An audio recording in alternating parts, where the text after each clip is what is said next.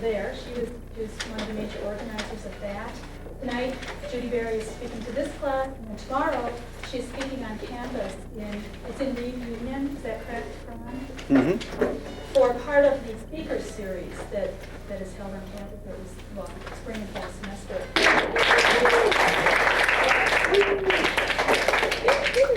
Well, for those of you who Bron has been talking, Dr. Bron has been talking about us, I understand we've been introduced as ecotopians or Ecotopia Earth First, which is indeed the name of our group, and that at least the people who go to this class have been reading the book Ecotopia. So before we do anything, we want to disassociate from that wet dream that book Ecotopia, and to say that the book, for those of you who haven't read it, is about Northern California, Oregon, and Washington seceding from the United States and setting up a new society that's based on the concept of living in harmony with the earth. And that much we agree with. But we pretty much redefined Ecotopia from the way Ernest Kallenbach defined it.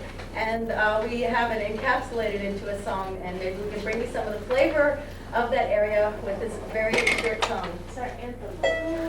We got to stand up and sing. I don't know. We practice all day. We'll probably get the harmony wrong, so ignore it. That's what you do. Doesn't like yours.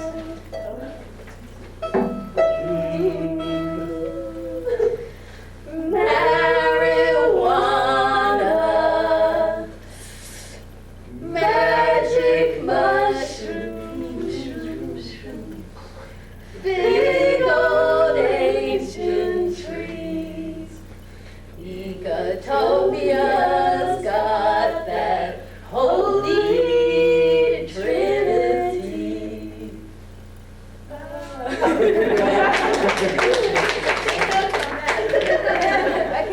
You'll be quizzed on that later. Yeah, that will definitely be on the exam. We gotta switch places so I don't stare with myself. Okay. And then the other thing we thought we'd do to just kind of set the tone, because this is a philosophy class basically, right? Philosophy, anthropology, all those ologies.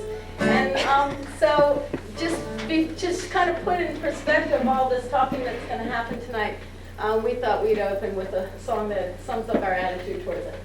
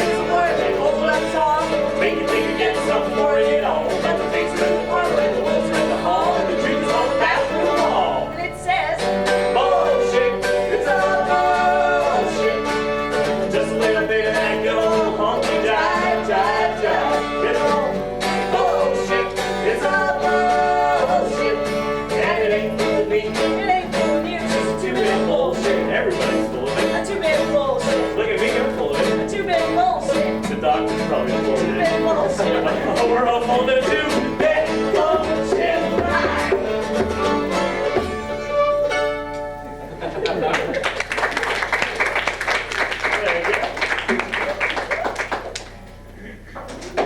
So now with that perspective, we can begin our class.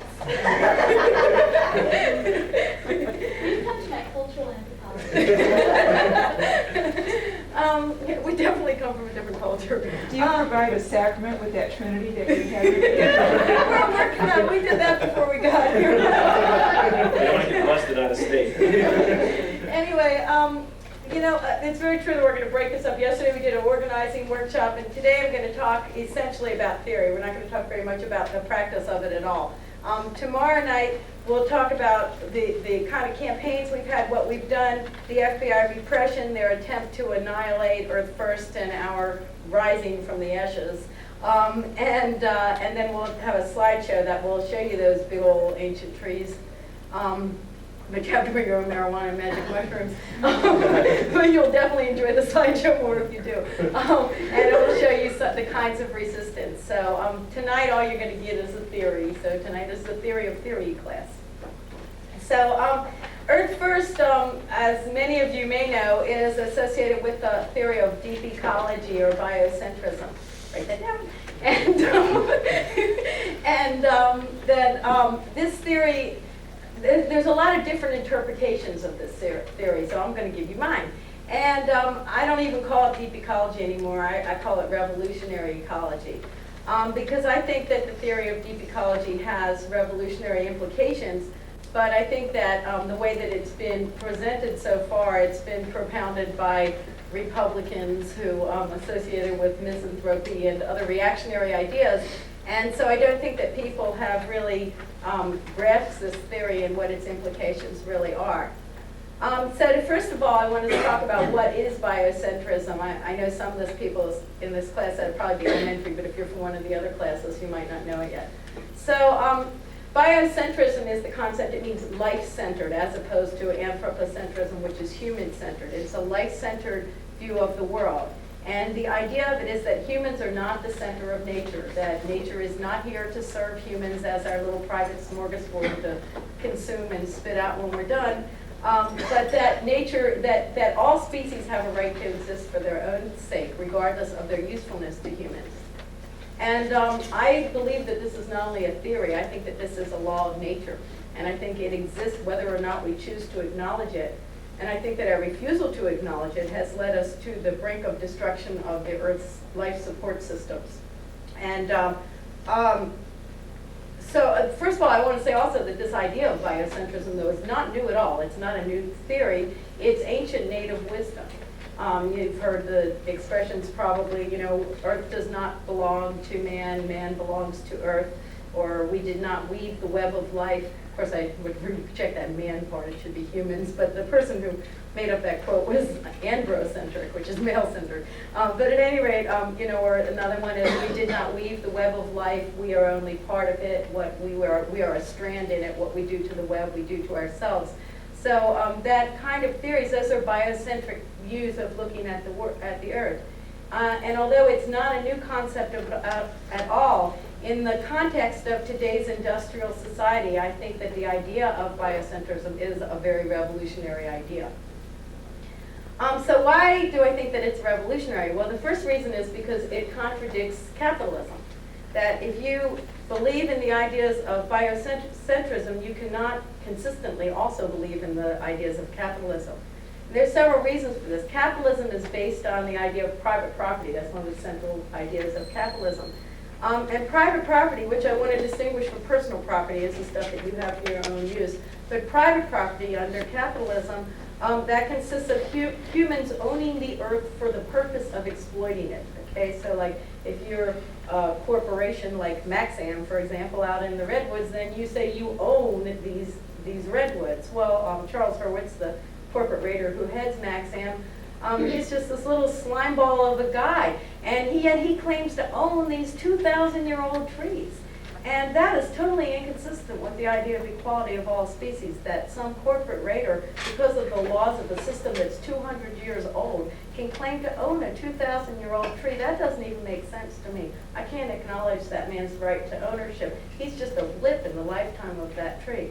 So I think that the very concept of private property is inconsistent with the idea of biocentrism. If all species are equal, how can one species, or even worse, one class among one species, claim to own the earth and all that's on it? Another reason why I think that biocentrism contradicts capitalism is the idea of profit. capitalism is based on owning private property for the purpose of making profit. And profit is taking out more than you put in. And that's inconsistent with the laws of nature. That's inconsistent with the idea of balance in nature. The way that natural systems work is the same amount goes in as goes out. And when that doesn't happen, it creates an imbalance. I think that the profit system creates an imbalance. I think that it's inconsistent with a biocentric way of looking at the earth. To think that the earth is there to provide profits for a class of humans is certainly not a biocentric idea. Karl Marx, when he critiques capitalism, he talks about surplus value.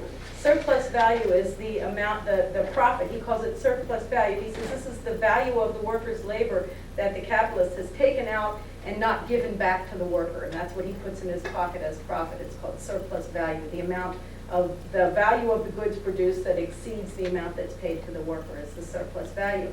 And Marx says that surplus value is extracted from the workers by paying them less than the value of what they produce. But I think that surplus value is also extracted from the earth. I don't think Karl Marx ever saw a clear cut. Because if he did, you can just see that the value has been extracted right off of the earth. And that surplus value in the capitalist system is taken not only by stealing from the workers, but stealing from the earth in a manner of taking more than can be put back, or more than can be put back by nature itself, by destroying the earth, by destroying the resource in order to create profits, by taking out more than is put back. So in that reason, I also think that biocentrism contradicts capitalism. I don't think that capitalism can be reformed to make it earth-friendly. I disagree with Al Gore. I think that capitalism, it's based on, the whole economic system is based on the concept of extracting surplus value or profit from the earth and from working people, or different kinds of exploited people. So I think that there's no point, and I certainly think if you're a biocentrist and you follow it through to its logical conclusions, I think you'd have to conclude that there's no way that capitalism could be reformed to be in harmony with the earth or to reflect biocentrist ideologies. So that's one reason why I think that biocentrism is a revolutionary theory. And that's a pretty strong reason, because we live in a capitalist system. But I think that biocentrism is very profoundly revolutionary. It contradicts a lot more than capitalism.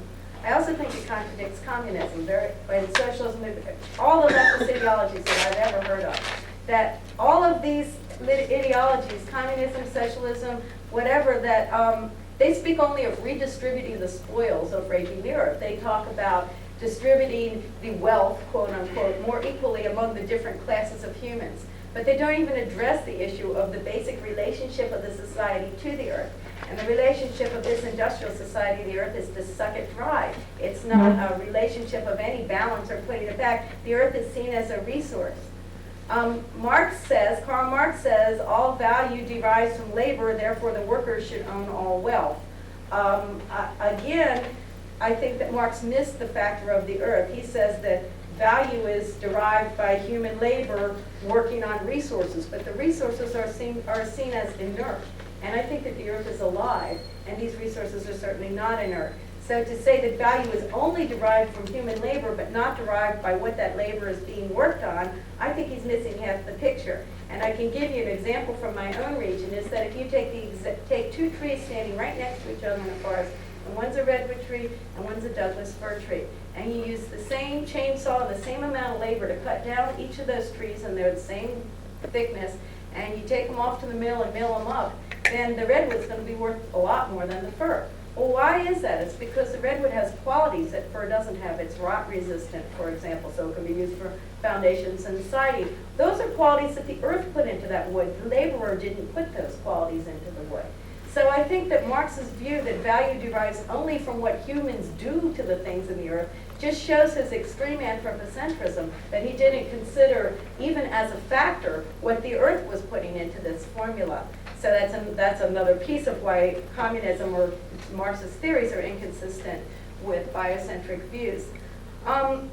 Marx also says that the primary contradiction, he says that change comes about in societies because of contradictions between opposing classes, opposing forces. And he sees the primary contradiction as the contradiction between capital, the owners, and labor, the workers. I think that the principal contradiction is between the industrial society and the earth. I certainly think there's a contradiction between capital and labor, where I spent a big chunk of my activist life as a union organizer, and I certainly know from working in factories that they extracted our labor. There's no question about that. But living in a resource area where they're ripping off the resource to fuel those factories, I can see now something that I didn't see before, and something that I don't think Marx could have seen in the 1800s when he was writing about this, is that this society exists by stealing the resources of the earth, and all that Marx is trying to do is find a more efficient and a more egalitarian way to do that. On the other hand, I don't think that the concept of socialism is quite as irreformable as capitalism, although it would need quite a bit of work before I could stomach it. But under socialism, the idea, the theory now, don't forget, this is a theory class, we're not talking about the real world. So at any rate, the theory of socialism, the theory of communism, is that production is for use, not for profit. And that idea, I think that we could work with that idea. So it doesn't have that built-in contradiction that capitalism does. In capitalism, when production is for profit, yeah. But if someone makes a profit from something, someone else is getting a use out of it, though, aren't they? Well, actually, most of the stuff that they make doesn't have any use at all. It's just crap that we throw away. But regardless, I mean, that may or may not be true, but it's kind of irrelevant to the point that I'm trying to make, because the point that I'm trying to make is the relationship of the earth in this formula. So whether you agree with the idea of the distribution, you know, that profit, the person who makes the profit, that's legitimate, or whether you don't think profit is a legitimate motive, what I'm trying to say is that both of these systems are based on the assumption that the earth is there to exploit by humans. So I don't mind people interrupting if they have a question, but I don't want to get totally thrown off the track by the questions, because we'll have as long as you want for questions at the end. And okay, so I'm not trying to brush you off. And if something doesn't make sense, ask. But I'm not going to give detailed answers at this point. Okay. So at any rate, but under socialism, production is supposed to be theoretically for use, not for profit. So it's not as a built-in imbalance. It's kind of come in I think, in the flaws, because socialism didn't see the whole picture. And it's kind of based on industrialism. I can envisage a form of socialism that wouldn't be would not destroy the earth, but it wouldn't look anything like Karl Marx's socialism. And ecological socialism, I think, would have to deal first of all with the issue of centralism. That in Marxist ideologies and the leftist ideologies, the idea is of these huge gaudy politics relating to some central planning authority that will supposedly be doing everything in the interest of the working class of humans, of course. And that this idea of these huge centralized states, it presupposes, first of all, authoritarianism of some sort, and we've certainly seen the problems that leads to both in our own country and in the socialist countries. And it also, that kind of centralization also presupposes the use of mass communications and mass technology. And I think that that kind of technology, these mass communications, I think they're inherently destructive to the earth. They use toxic products that can't be recycled, can't be reformed. You have to mine to get them. There are things that the very technology to create mass communication is destructive to the earth. And I also think that they're very manipulative of the human spirit.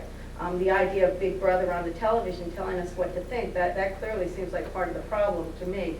So to modify socialism so that it could be ecologically balanced, I think it would have to be a lot smaller scale. I think that the basic organization of the earth is on a bioregional level. And I think that the organization of humans that would best compare to that would also be on a small scale. I think these huge things are out of the realm of we can't influence something that big. We can't understand it or feel it when we're being fed it by these mass communications. So those are the reasons that I think that biocentrism contradicts both capitalism and communism, making it a double whammy revolutionary theory. But it even goes farther than that. I also think that biocentrism contradicts Western religion, or most of the prevalent Western religions. The worship of a sky god, the idea of a sky god, of a god up there in the sky, not down here on the earth, not part of the earth, not part of our experience. The worship of a sky god goes along with the separation of humans from nature. Our ancestors came up with this idea of the sky god that was separated from the earth after they cut down all the trees in the Middle East and became wanderers in the desert. So it's easy to understand how this could come about. But the premise of this religion, the assumption that God made man in his image, that's certainly an inherently anthropocentric view. That's saying that humans are godlike. That gives humans some kind of special status. That would certainly support an anthropocentric, not a biocentric view of life. And I don't think it's any coincidence that a lot of the opposition to the anti-environmental movement has very strong roots in the religious right. I don't think that this is coincidental at all. I think that the people in the religious right see something that the people in the middle are being blind to, is that the idea of biocentrism, the idea that our actions are based on, directly contradicts the Western religion's assumptions. The Genesis in the Bible says, "And God said, let us make man in our image after our likeness, and let him have dominion over the fish of the sea, and over the fowl of the air, and over the cattle, and over every creeping thing that creepeth over the earth." I always like that line. So, I mean, there it is, right there in black and white, is that, the concept of stewardship maybe in its most liberal forms, but that still says that the earth is here for humans, that God made humans in his likeness and made the earth for humans to take care of and consume. And this has been interpreted by various people, in various religious groups with a great degree of meaning. But the far right ones interpret this as this guy, Lynn White was one of these represented in a speech to the American Academy of Science. His exact words of how to interpret this was that God planned and fashioned all of the natural world explicitly for man's benefit and rule, and that no item in the physical creation has any purpose save to serve man's purposes. Now, of course, this is an extreme interpretation, and many people who believe in Western religions don't believe such a strong interpretation of that. But that's kind of the right end of it. That's the end that we come up against. And this shows itself. I don't know how many of you have heard of the Wisc movement. It's a nationwide anti-environmental movement funded by the extractive corporations and hooked up with the religious right. In our area, one of their biggest representatives is called Timber Association of California.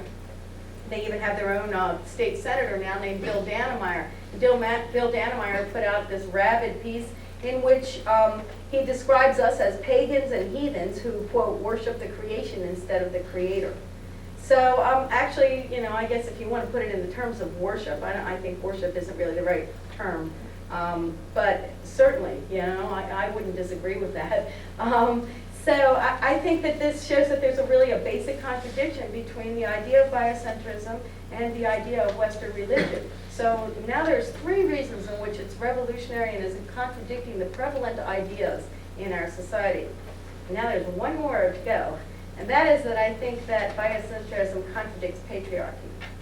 I don't know how much you've learned about ecofeminism. I've had a very hard time understanding the ecofeminists because I never could figure out what essentialist and positivist and all that stuff meant. But once I waded through all the language, I figured out I guess I am one. So I'll try to tell you in words that I can understand what I think ecofeminism means. Ecofeminism is a holistic view of nature, not seeing it as little pieces, but as an interreacting whole. And that is certainly consistent with the way that biocentrism sees nature. Ecofeminism means two things to me. First of all, it means that there's a parallel between the way the society treats nature and the way that society treats women. And I can give you another example from my region for that, which is some of the local terminology, virgin redwoods and working forest. Okay, so I think there it is right there in the language, the parallel between the way we treat nature and the way we treat women. But the second reason, which maybe is the most important one of ecofeminism, the second point of it, is I think that one of the reasons for the destruction of the earth is that only the quote-unquote masculine traits of conquering and dominating are valued by the society, and the quote-unquote feminine traits of nurturing and life-giving are suppressed and devalued. And I want to qualify this by saying that I think that both men and women possess both traits.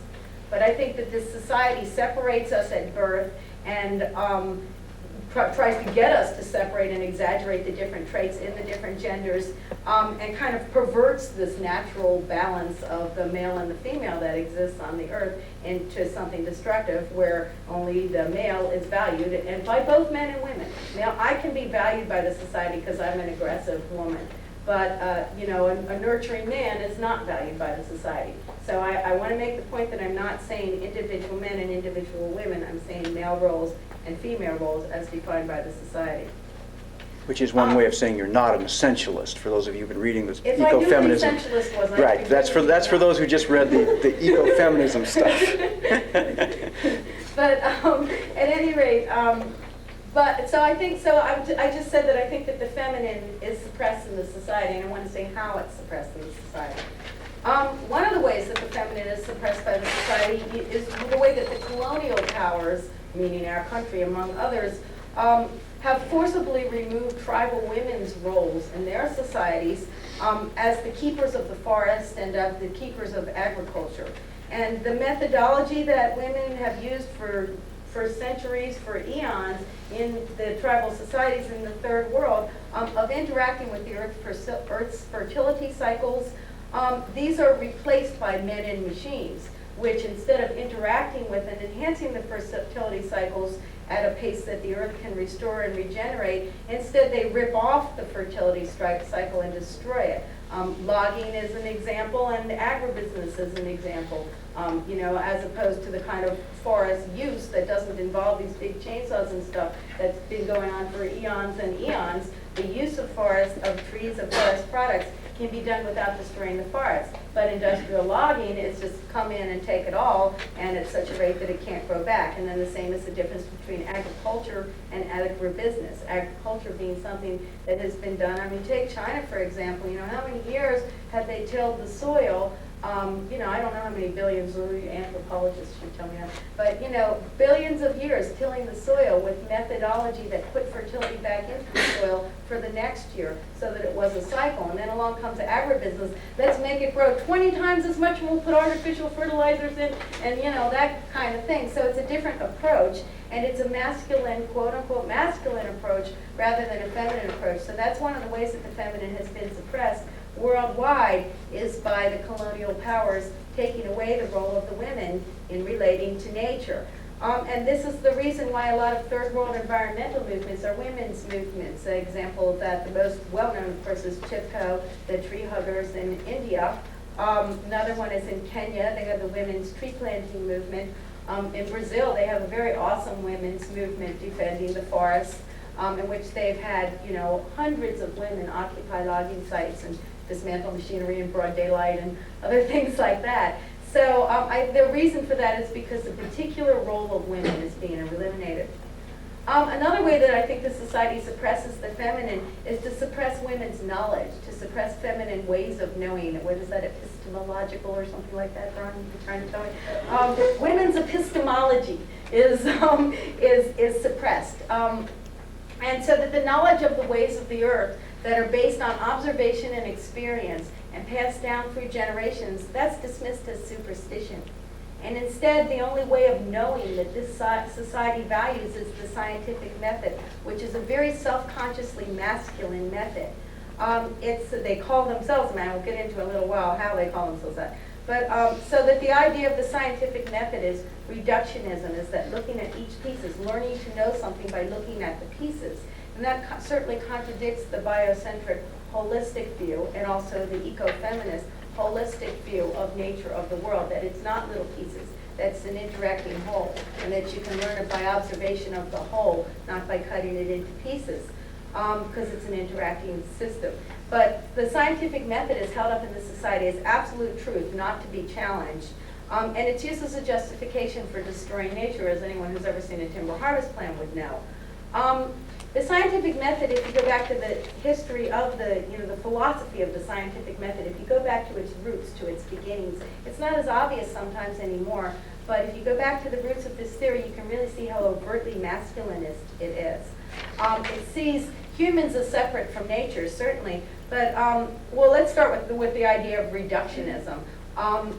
The idea of it is that knowledge, that science is not just a way to know, it's a way to control. So Descartes says that the reason we're going to reduce things to simpler form is so that we can, quote, render ourselves the masters and possessors of nature.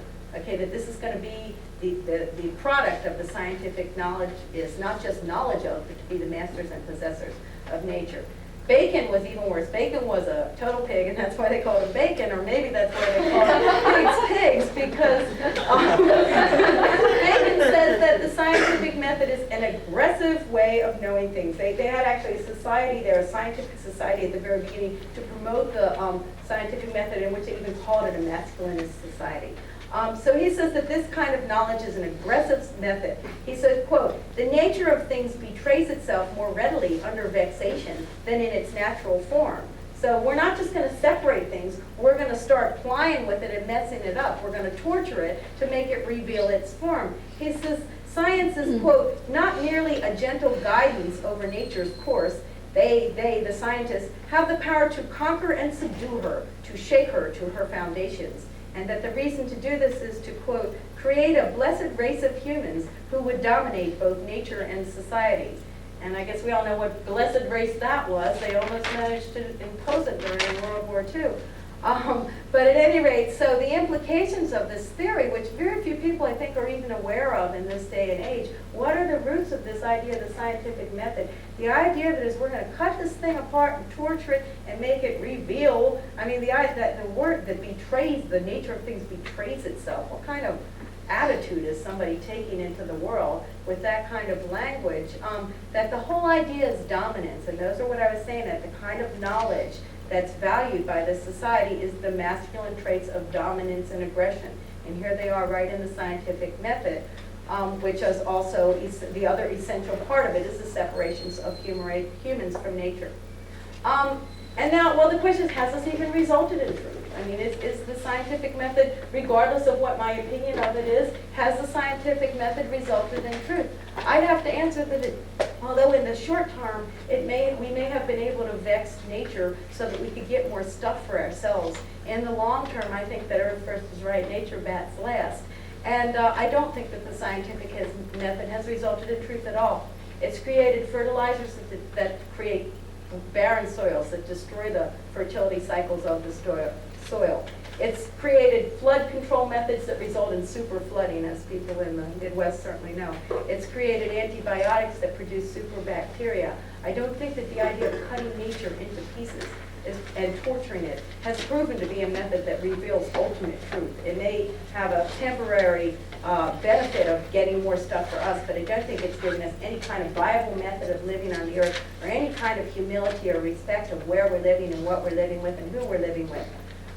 So I think that the concept of biocentrism challenges the very core of the patriarchal system of knowledge. And if you're going to take on an ecofeminist and or a biocentrist view, then your belief system is very much at odds with the dominant belief system in this system. I think if we don't retain a balance with nature, I think this society is doomed to destroy both nature and itself. I think we've begun to see some of the beginnings of that. We've seen the bhopals, we've seen the desertification, and the kind of the toxic overlay that seems to be over everything these days, that people are just, the rivers, the Fox River is one of the most polluted in the country, they say. I'm sure there's not fish in that river, is that right? I mean, these used to be the water cycles, the life cycles. This used to be people could drink the water. Where I live, people still drink surface water. And when people from the east come, they're amazed that we drink out of the streams, because you can't do that in the east. I presume that's the same in the Midwest. And we're ruining the Earth's natural cycles. And the idea is we keep throwing more and more technology at it, but the more technology we throw, the more toxic the technology becomes. And I don't see any reason to believe that the scientists are going to get us out of this mess that they created, unless they change their way of thinking, unless they begin to achieve a balance with nature, unless the society begins to achieve a balance. And in order to achieve that balance, I think we'd have to see, because there's such an imbalance with the masculine and the feminine, in order to balance those two natural forces, both of which have value in the society, in order to create a balance of those, we'd have to see a huge rise of the feminine. And this doesn't just mean the rise of individual women. This means the rise of feminist values in both men and women, that we need to have men with feminist values very much as we need to have women with feminist values. And that women sometimes often adopt the ideologies of our oppressors and display just as contemptuous attitudes towards other women as men do. And I think that both genders have to change, and we need to see a tremendous change in the way we think and in the way we view both each other and nature in order to achieve that balance. So, so for those reasons, those 4 reasons, I think that deep ecology is a profoundly revolutionary theory. It contradicts capitalism, it contradicts communism, it contradicts Western religion, and it contradicts patriarchy. You can't hit 4 more stronger foes than that. And so what does this mean for the movement? Well, I think that the fact that deep ecology is, or first of course, we're not an organization, a movement. We're very disorganized. If you've seen the way that we work, it's amazing we get anything done. But anyway, Earth First is a movement that incorporates the philosophy of deep ecology and combines it with direct action. I think that the fact that deep ecology is a revolutionary philosophy is one of the reasons that Earth First has been targeted for disruption and annihilation by the FBI. And I think the fact that we ourselves did not recognize that deep ecology was a revolutionary ideology is one of the reasons that we were so unprepared for the magnitude of the attack on us. One of the reasons that we failed to recognize the revolutionary nature of our own ideology is because, as I said at the beginning, the original spokespeople for Earth First, the original spokespeople in the intellectual circles and in the movement circles of the idea of deep ecology were men, first of all, and they were men who came from privileged backgrounds and who associated deep ecology with some ideas that I don't think that it's properly associated with. And the most famous of these is misanthropy. And that's the idea that the problem is humankind. Humans are disgusting. They have no right to be on the earth. The earth would be better off without humans. And if you've heard anything about Earth First, this is probably what you've heard. You know, that AIDS is a good thing. It'll get rid of humans, and nobody on Earth. Look at what humans have done, all these wars and conquests and destruction of ecosystems. How can anybody say anything good about humans? Well, that may make sense on its surface, but if you think about it, it really doesn't make sense.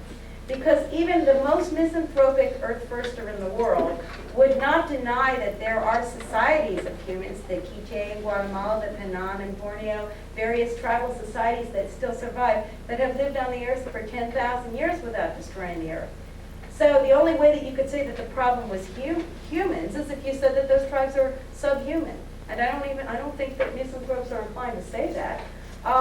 So if you're not going to say that tribal societies are subhuman, if you're going to admit that these tribal societies are human, then you would have to admit that the problem is not humans as a species, but the way that some humans live on the earth that's destroying the earth.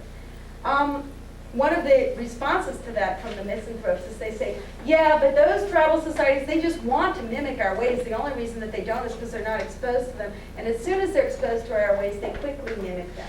And I think that that's a crock. I think that violates everything we know about the history of conquest, that the way that industrial society got tribal societies to mimic our ways was not just by being better than them so that they would want to be like us. It was by coming in with bloody conquest, by destroying entire tribes, by genocide of entire ways of living, by taking the ecological balance away so that tribes couldn't live in their ecosystems anymore, that their ecosystems couldn't support them because they're being ripped off to support our luxury lifestyle up here. Those are the reasons that tribes have changed their ways, that tribal societies. I see no evidence that left to their own, without the guns, without the conquest, without the destruction of ecosystems, I see no evidence that tribal societies would have emulated ours on their own. I see that the way that we took over was by force, not by being better or by being something that someone would want to emulate. So in that way, I don't think that you could say that the problem is humans. The problem is the way that certain humans live, particularly industrial technocratic humans. But I'd go even farther than that, too. I'd also say that these wars, this conquest, all these things that they say are so horrible about humans, these aren't the crimes of humans, these are the crimes of men. That they're mostly men that are in them. There are very few women, although they're now trying to put women in combat and all that kind of stuff. Their perverted idea of women's liberation, my idea of women's liberation is taking men out of combat instead of putting women in it. But at any rate, there's a perfect example of valuing only the masculine. Women can be good too. They can kill just like men. So at any rate, but I think that these wars, this conquest, this destruction of ecocides, this has been primarily the work of men, and even when you can come up with examples like Margaret Thatcher who contradict that theory, Margaret Thatcher is a woman who's acting in the interest of men. She's acting in the interest of a society that's run primarily by men, for men, against the interest of women.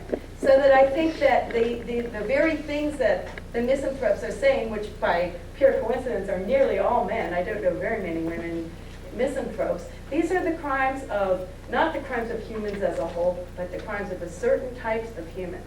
And by categorizing as human traits, those traits which are actually male traits, then they're actually being androcentric, not biocentric.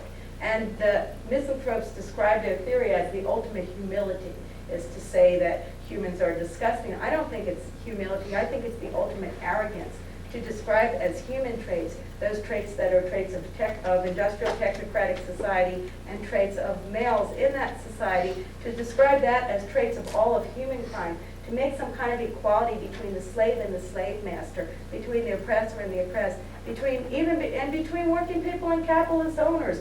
You know, I mean, the people who are forced to live this way and the people who benefit from living this way. There's no comparison between those things. And it's very convenient to not do that analysis, to just say, oh, the problem is everybody, the problem is humans, because then there's no solution. And as long as there's no solution, the people who are propounding this theory, Chris Maines, etc., who just by pure coincidence happen to be members of the very class that benefits most from this type of destructive society. They're urban, white, privileged, rich in income men in a capitalist society. Those are the people who are saying the problem is everybody. And it's very convenient not to do that analysis, because if you don't do that analysis, then there's no solution. But if you do the analysis as to where this has really come from, then maybe there is a solution. And the solution would involve Chris Maines, the famous misanthrope, giving up some of his privilege. So I think that misanthropy has nothing to do with biocentrism. I think it's the arrogance of some privileged people trying to spout a philosophy that will make themselves feel better about their position of the world and not really change things. So given this as a revolutionary idea, revolutionary ecology, then what does that mean? Where do we go from there? What kind of society are we even envisaging? What are we talking about? Well, the first premise of it, I think that the basic premise that I think we can say is a generalization, is that we have to learn to fit society to the laws and the limits of nature, instead of trying to manipulate nature to fit the wants of humans. And so that's a very broad idea and doesn't speak particular to applications, but it's a value system. In this value system that we live in now, people are valued and societies are valued by their ability to produce and consume.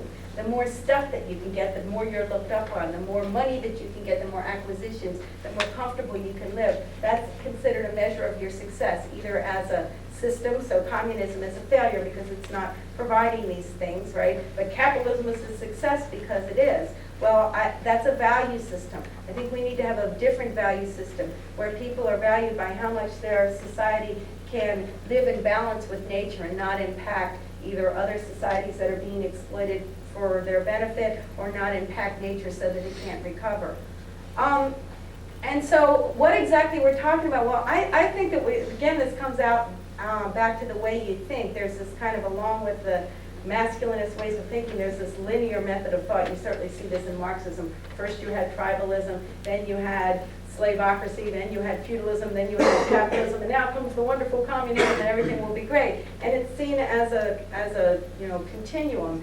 And instead of being seen as simultaneously existing alternative ways of living on society, the tribal societies are seen as, oh, this is something from the past, but this is the bold new future. And the bold new future is spelled out in great detail, so people think they can follow the wise Karl Marx because he has this exact formula. Where did you write that?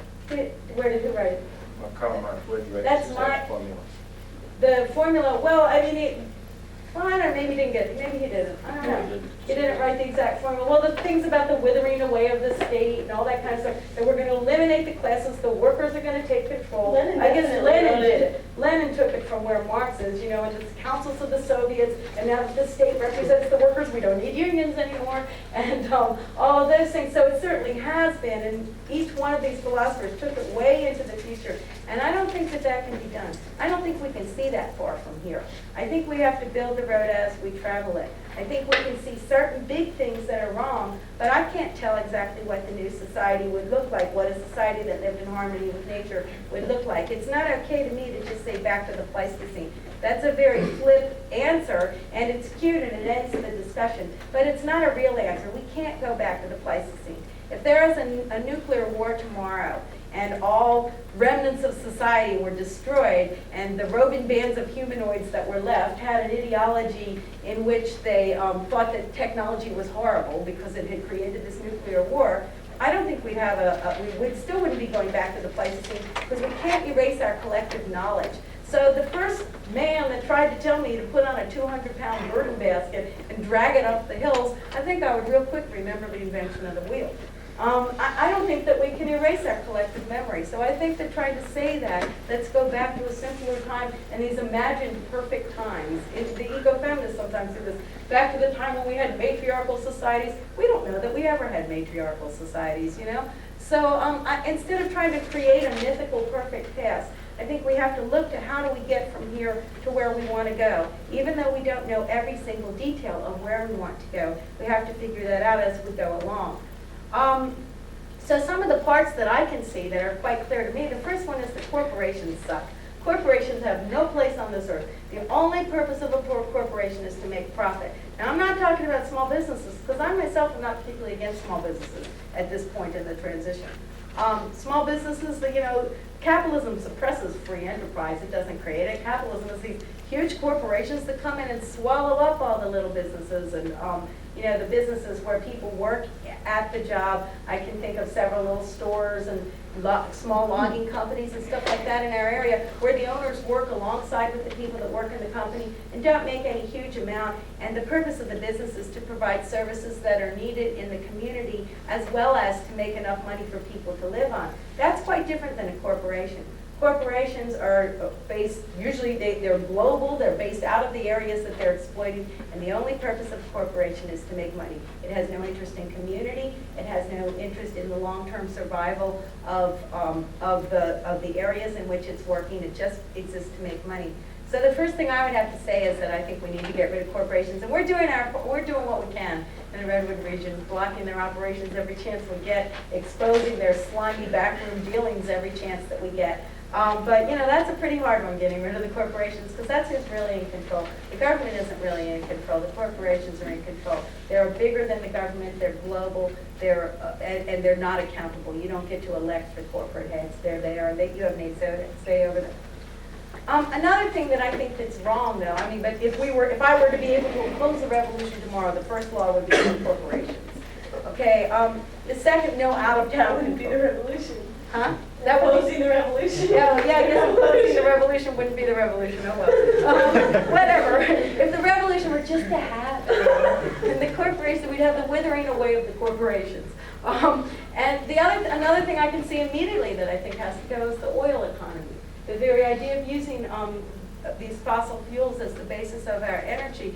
We spoke in Pennsylvania one time. We stayed in this huge hotel that 26 floors up, we got to look down on Pennsylvania. And you could see, Philadelphia, whatever, one of those cities, and city-states. And you'd see these huge trains, you know, hundreds of boxcars long carrying coal in. And there'd be these giant tanks of oil on the edges of town. And looking down at the city from that viewpoint, you could really see the amount of oil energy that it took to sustain a city like that. And when you're in that city, you don't see that. When you're in the coal mining, you see the strip mining, then you can get an idea of what it takes. Where we live in the Redwood region, where we see the strip logging, we can get an idea of what it takes. But something like that is just not viable. The oil economy, it's got several problems with it. It presumes, it acts as if it's an open system. It acts as if there's oil forever, and there isn't.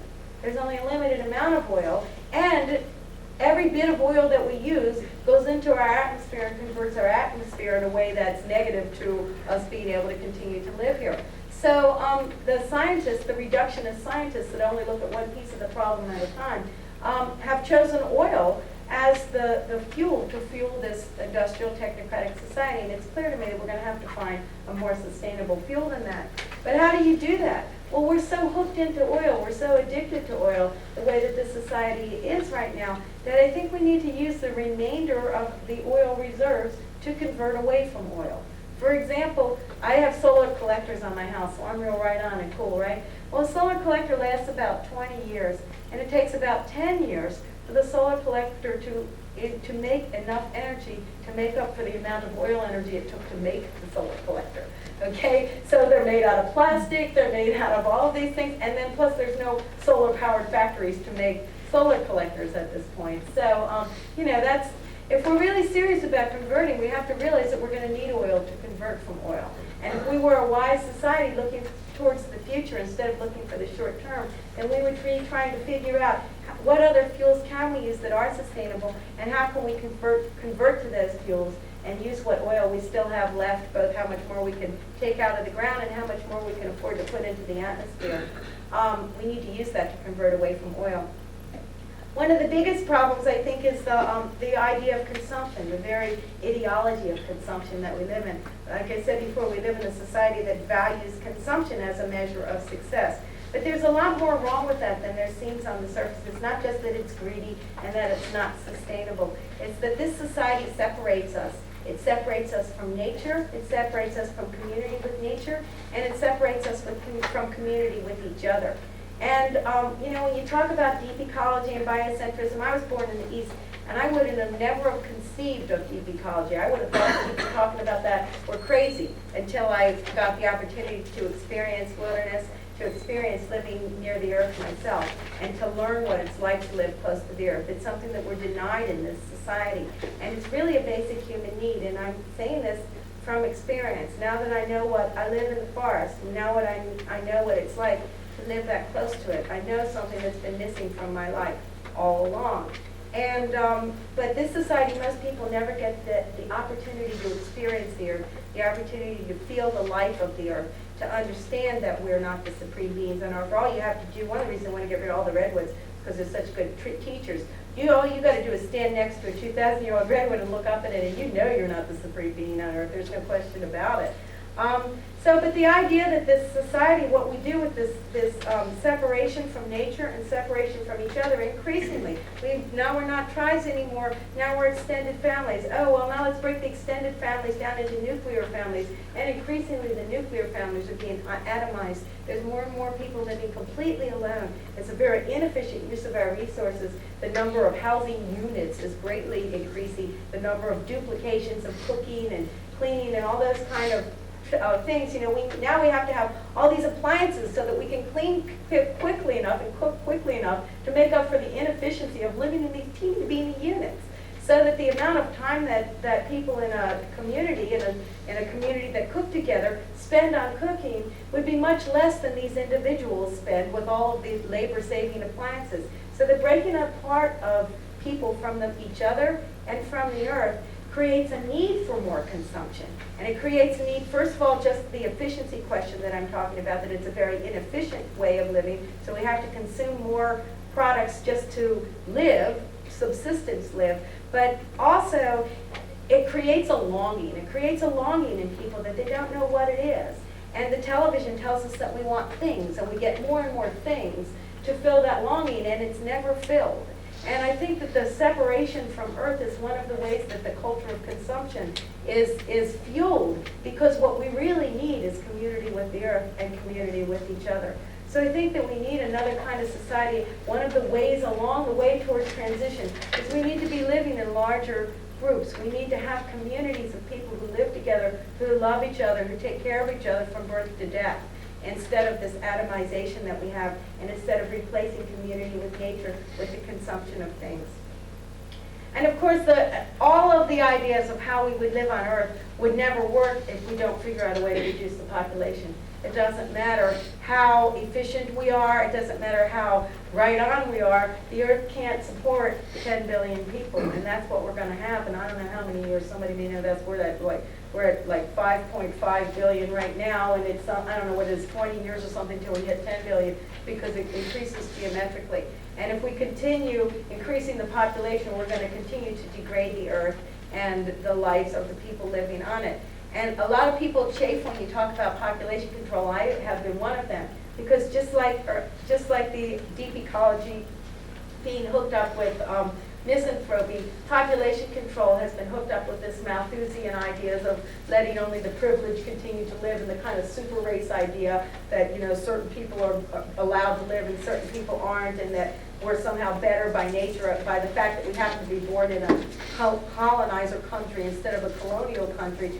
I know Dave Foreman, one of the horrible things he said at the beginning was that they should let Ethiopians starve, that would be the best biological thing. Without considering that the only reason that the Ethiopians are so out of balance with nature is that our society has ripped off their region to produce stuff for us, and has ruined all of the natural population controls of that exist, either both in culture or in biology. All of those natural population controls are overridden by our technology. And so we've created this tremendous imbalance where way, way, way more people are being produced than can be fed.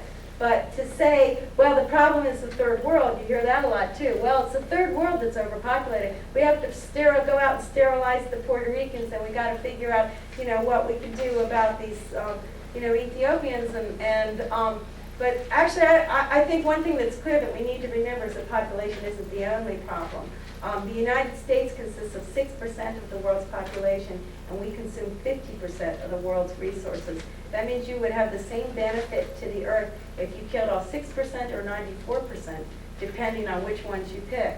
So impact on the earth isn't just population, it's population times technology times consumption. So it's a more complex problem than it's often put forward by the population control advocates. And then, of course, the other thing is that population control very often comes into fascist control of women's bodies. And so I think that we need to self-consciously advocate population control as part of any solution. But it needs to be done in a way that women have control of their bodies. In fact, if women are given cultural control of their bodies and their lives, then they want to have less children anyway. I mean, really, it's not real easy on a woman to have a dozen kids. So, but if you have a society, if you have a culture in which that's the only way you're going to survive in your own old age is you have that many kids, or half of your kids are going to die of starvation, then those are responses, because reproduction is one of the very strongest of human impulses. So I think that we need to recognize that we have a right to be here as a species, but we need to learn to control this species, or we're not going to be able to live any kind of reasonable lifestyle, no matter what our ideology is. So if we've got a revolutionary ideology, we've got at least a vague idea of which direction we're going. I mean, you can't do everything at once. Clearly, we're going to have to figure out a transition system that's going to get us, and that's what ecotopia was. For those of you who read the book, ecotopia is not where I want to be, but ecotopia is a method, except take out the wet dreams and the techno-fix stuff. But the idea of simplifying our lifestyles, the idea of they replaced the freeway up the middle of California with an electric train, for example, that people ride bicycles to get to. And eventually we need to have a society in which we don't have to travel all over the globe to fit our needs. But as a transition, that's an example of a transition. So if we're serious about changing the world, we have to envisage transitions, not envisage impossible to achieve goals. But what is a revolutionary ecology? If you say, well, it's one thing to talk about revolution in a classroom. You can talk about revolution in all the classrooms that you want, and nobody will ever put a bomb in your car. But the idea of implementing a revolutionary philosophy, that's why the Earth First is considered so dangerous, because what we've done is gone out there and used direct action along with the revolutionary philosophy. I think that in order to actually have a revolution, I mean, if you believe any of this stuff, if you believe that the society it's unfixable, it's out of balance with nature, it's the very core of the society, it's the presumptions on which we live, it's the economic system, it's destroying the earth. So what's the corollary of that? Well, either we do nothing and we keep living like this for as long as we can, and it probably won't destroy our life in our life, destroy the earth in our lifetime. It might in our children's lifetime. But so either we can stick our head in the sand and pretend that we don't see where this is inevitably heading, or else we can try to do something about it. and to talk about what needs to be done. Our first slogan is no compromise. What does no compromise mean? Well, you certainly can't compromise with this industrial, technocratic, capitalist, communist society that's destroying the earth. That's a compromise that we cannot make if we want the earth to survive. We have to figure out another way of living on the earth that doesn't destroy the earth. In order to have a revolution, one of the smart things that Lenin said, was that a revolution requires two things. It requires a crisis in the ruling class that in which they can no longer rule the way that they used to rule, and it requires an educated population. Okay, without the educated population, then the crisis can and often does result in fascism and military coups and things like that. But in order to have a revolution, in order to correct the problem and move forward to something that can exist and can provide justice, ecological justice and human justice, you need to have an educated population. And you also need to have an empowered population. And that's what we've been doing in our region to the extent that we can. By the actions that we do is we've been creating both an educated and an empowered community. And the way that we've been doing that is the tactic we've been using is direct action, and not just, well, direct action at the point of production, or in the redwoods they call it the point of destruction. And what that means is, instead of going to the legislator and asking them to please pass a law to slow down the cutting of the redwoods, well, they've done that a million times. Instead, we go train ourselves to the bulldozer. We stop production at the point of production. And I think that in this society, which is controlled by big money, in which the corporations are the invisible rulers that we have no say over, I think that's the only place we have any real power. I think that Forest Firsters chained to a bulldozer have more power than 100 Sierra Club lobbyists. Even if they do succeed in getting their bill passed, the logging companies usually figure out a loophole and manage to get out of it and keep right on liquidating the forest. And the question maybe more relevant in this area would be toxics production. I understand there's a lot of pulp mills, dioxin, TCE, all this stuff going into the rivers. And you know, there's people that talk about, well, we have to reduce toxic waste. We have to deal with the question of toxic waste. We have to reduce toxic waste. Reduce toxic waste, we have to eliminate toxics production. We have to be at the point of production, eliminate that kind of production. And I think that that's why labor unions get their power. Working people are not an empowered class in this society. They're a disempowered class, but when they work together at the point of production to stop production, all of a sudden they have a lot of power.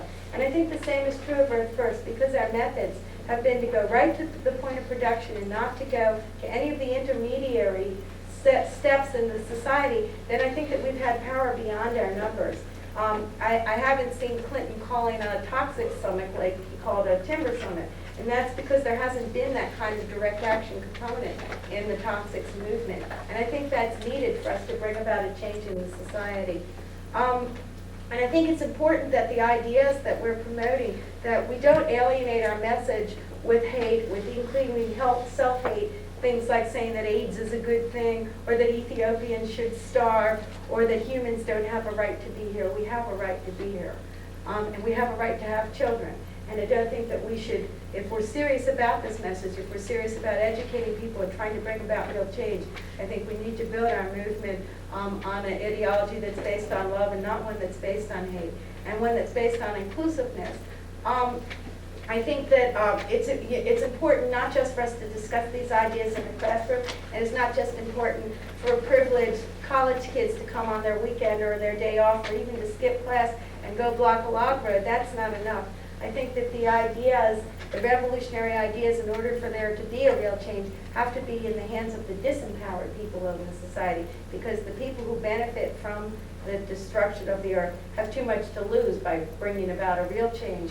I think that revolutionary ideas in the hands of intellectuals, they may pose a challenge, they may pose a little bit of a challenge to the ruling class, but revolutionary ideas in the hands of working people, or in the hands of Native people, or completely disempowered minorities like black people in the cities. I guess they're not a minority in the city, but disempowered, exploited groups of people. And when revolutionary ideas are in the hands of those kinds of people, then there's a chance of real change. I think that's why the FBI has come down so hard on the Black Panthers. That's why they came down so hard on the American Indian movement.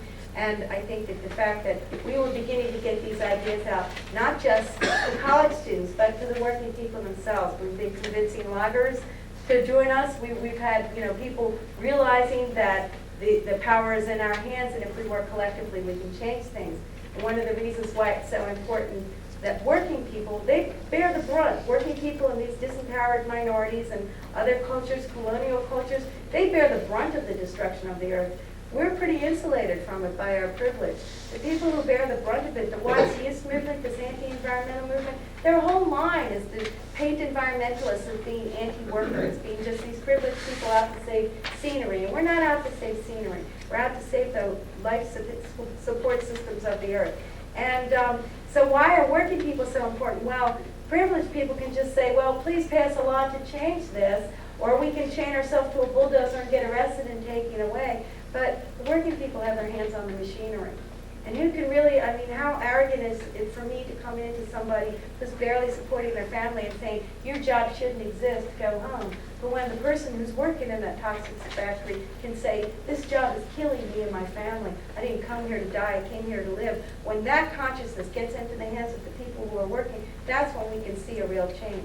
So I think that whatever organizing we do has to be inclusive. It has to not be based among privileged people. It has to recognize that profound changes are necessary, and that these changes are going to profoundly affect us and the way we live and our privilege. And it's going to seem like we're giving up something, but one of the things I've been simplifying my life at each step along the way, and all of the things I've given up, I found out I wasn't really giving up anything. I consume a lot less than I used to consume, but I don't need to consume as many things as I used to need to consume. And I think that ultimately we'll find that a balanced lifestyle is a better way to live, period. And that this lifestyle may give us surface benefits, but I didn't think in the long run it's not a way, it clearly doesn't create much happiness. I don't see a whole lot of happiness in the people that are sucked into this system. So I think we have to recognize the profound changes that are going to come, and I think that we need to recognize the vastness of a revolutionary movement, what it would have to be, and that we need to recognize the struggles of black people in the cities for decent living conditions and jobs and food to be equally important as our movement out in the forest to save the redwoods, and not take this attitude that only wilderness is the only thing that's important. We need to understand that it's the same movement on many fronts, and that we're part of a long history of resistance, and that the environmental movement didn't invent resistance. We're not separate from, we're part of, and it's always been, Latin cultures have this, this idea, la lucha, the struggle, something that's gone through the generations, the struggle against these powers that are ruining the earth and are ruining the people. We need to learn the environmental movement to be part of that struggle, to be not separate from it. And we need to learn to respect the other people in the struggle. We need to respect the other people, the other species on the earth. And I think that this is the only way we're going to bring about change. I don't know if I'll succeed or not. I'm not arrogant enough to think that we're going to have any great successes due to my individual efforts, but I'm still going to do what I can, because the other thing to consider is the alternative. And the alternative to action is slow death. The alternative to quitting that job in the toxics factory is to get cancer and die slowly. And if you're going to quit the job, why not lead a strike instead? You're going to get fired anyway. So, if you're going to lead the job, let's do some collective action. So, I think that's what, to me, I've made the choice, and it hasn't been an easy choice to make. There's been two, not one assassination attempt on me, and I have two small children. I've had to make some very hard choices as to whether I'm going to go on or not. And the reasons that I've decided to go on is because I think it's too important to give up. What are we going to leave for our children? I don't want to leave them with ruins. I want to leave them with hope. I want to leave them with a direction to go to build a society that won't destroy the earth. That's all.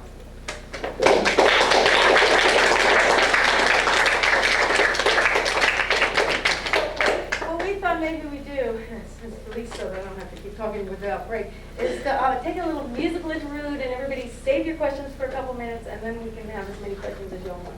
Okay?